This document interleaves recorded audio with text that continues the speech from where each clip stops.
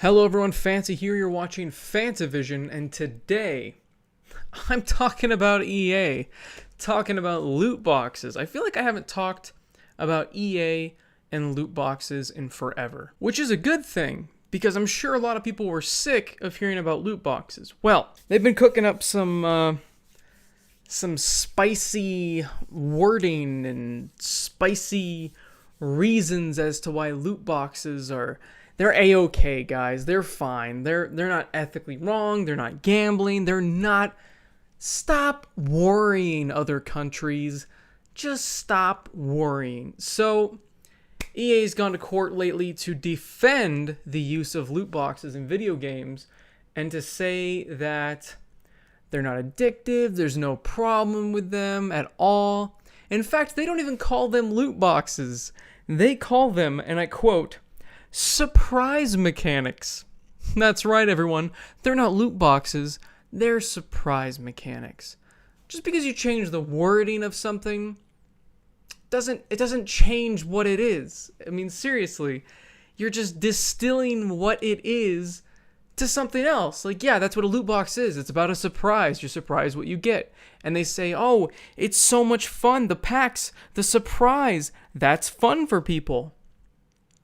Yes, and they talk about how earning these packs is fun for people. But the thing is the earning process isn't so much fun in their games because it's a grindy mess. It's awful. Now, I've just skipped through all of my notes here, so let me wind it back to where they said they're wonderful surprise mechanics. And I love that they say they're quite ethical. It's because they're really, really trying to get around the whole unethical nature of gambling and the, of course, exploitation of children when it comes to gambling. And they're saying that it is fun for people to have a surprise, and that is true. That is what is fun about them. You don't know what you're going to get. You hope for the best, and it's usually crap. That's surprise mechanics. You gotta love them, right? And there's an addictive nature to that. They're very addictive because it's just so much fun to not know what you're going to get and hope that you get something good.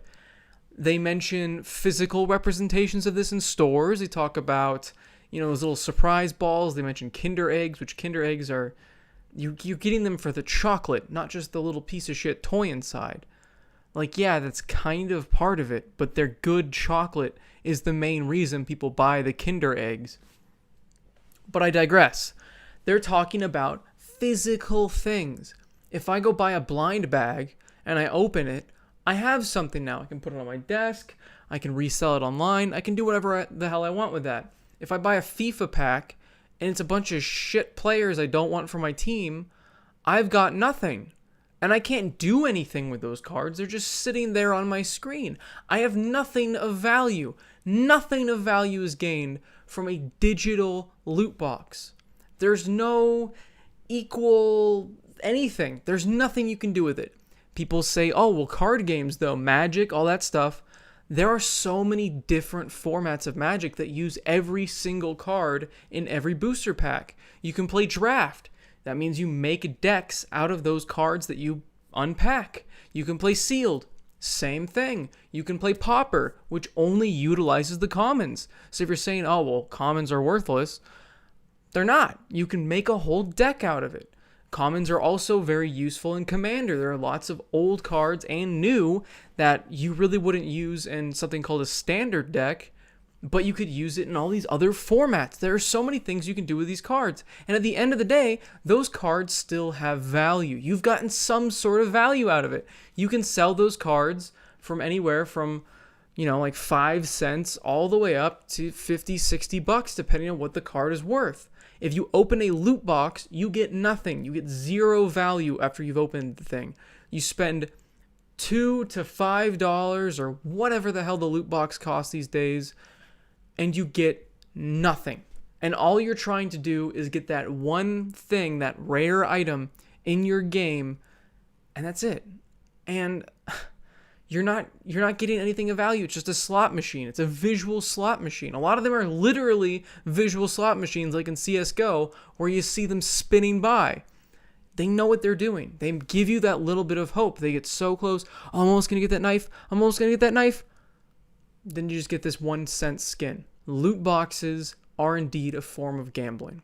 You're not getting a physical thing. You can't interact with it. It's just hoping for the best thing on your screen. You are taking a chance at getting what you want. That's what gambling is. It's a game of chance.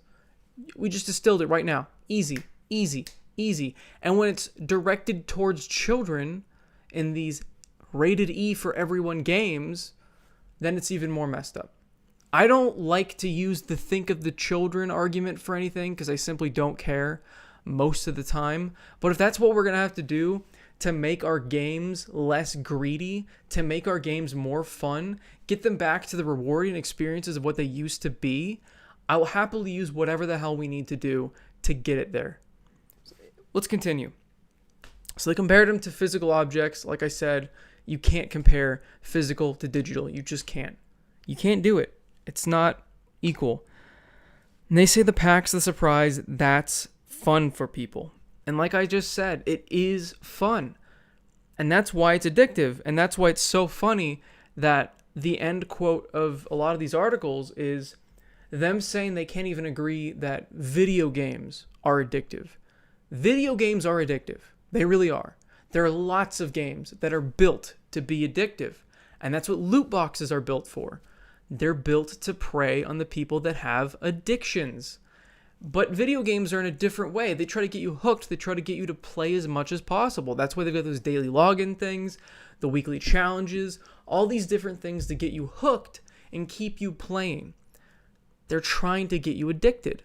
Now, when you're playing video games, it's not like you're spending a ton of money on all these different goals and stuff. You're just playing the game. You're enjoying it. All those addictive things about the game make it more enjoyable. You're getting all these different dopamine hits. You're having a good time. It's great. But with loot boxes, that dopamine hit requires a swipe of the credit card. And that's where it goes wrong. I don't think gaming is a disease, but I do think it can be addictive. Everything can be addictive. Literally everything can be addictive. You go running too much, you get the runner's high, you get addicted to running. Lots of people are addicted to lots of different things. If it's enjoyable, I'm sure somebody's addicted to it. The fact that they're even arguing that video games aren't addictive is just because they're trying to argue that loot boxes aren't addictive. Because as soon as you go down the route that video games are addictive, they can go into, well, loot boxes are in video games are addictive, loot boxes are addictive. So they're really trying to argue literally every little point they can in their own favor to keep loot boxes legal. And they say, because the court brought up about people selling some of these things that were in loot boxes online, and they call them the bad guys that are doing this, despite the fact that EA is in fact the bad guys for selling these loot boxes to begin with. And I hate that they specify that people love to earn packs. They love to earn loot boxes. When time and time again we've seen that these systems in place are just so grindy. They're so tedious to the point that it makes the player want to spend money. That's exactly why they're in there in the first place, and that's why they're purchasable, because of how grindy they've made it.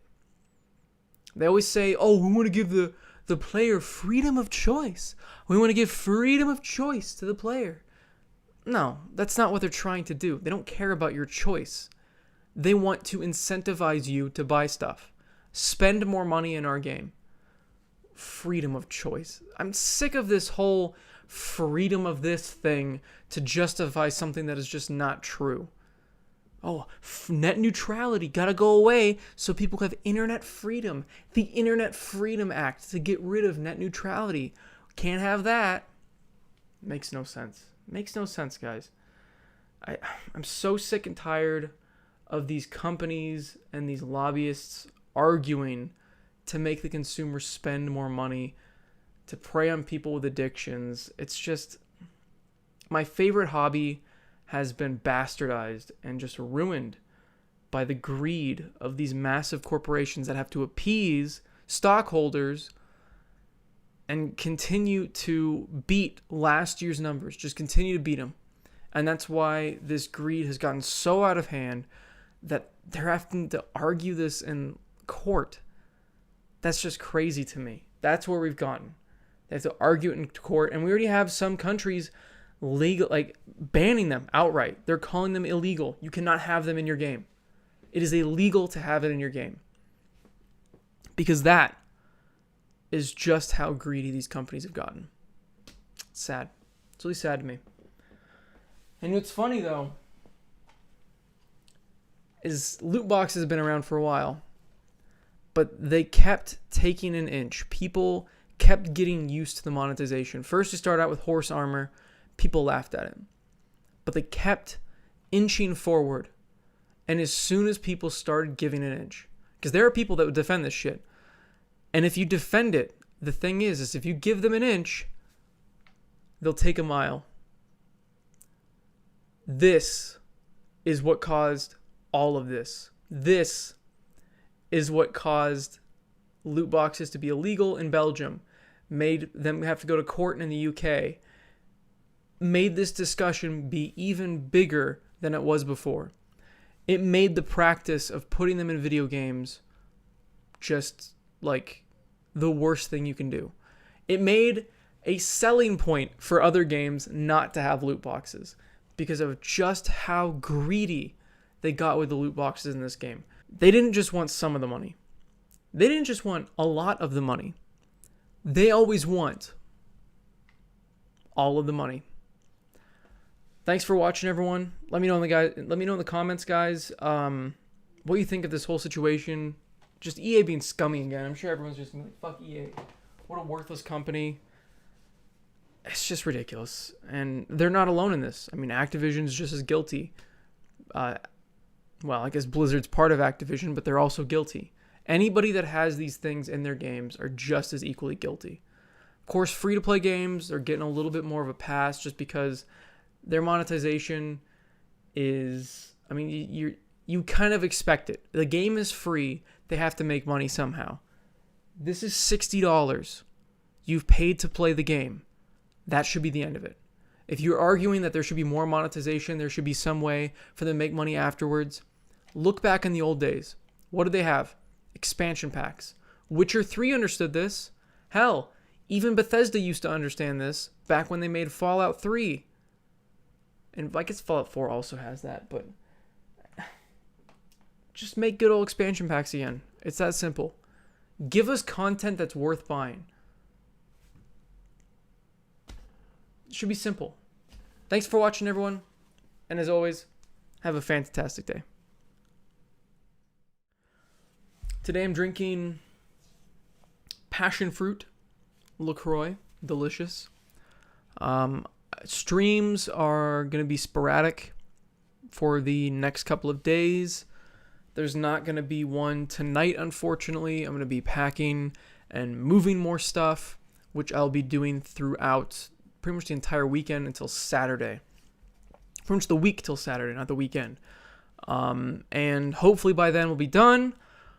Hopefully I can shoot the podcast on Saturday or around that time. I'll be living with Eric, so it should be pretty easy. Hopefully our schedules line up because I really do feel bad about how late the last podcast was. I'm sorry to all my wonderful patrons. Thank you for your support, and I will try to get it up as early as possible. I like to give you guys it a week early. That's normally what I do, and I'm going to continue that trend as much as possible. The E3 one was delayed because I wanted to make sure we got all of the game announcements, all that stuff in the podcast. This one's going to be maybe delayed a little bit just due to moving, stuff like that. Thank you for understanding. Thank you for support. Just thank you. Thank you for watching.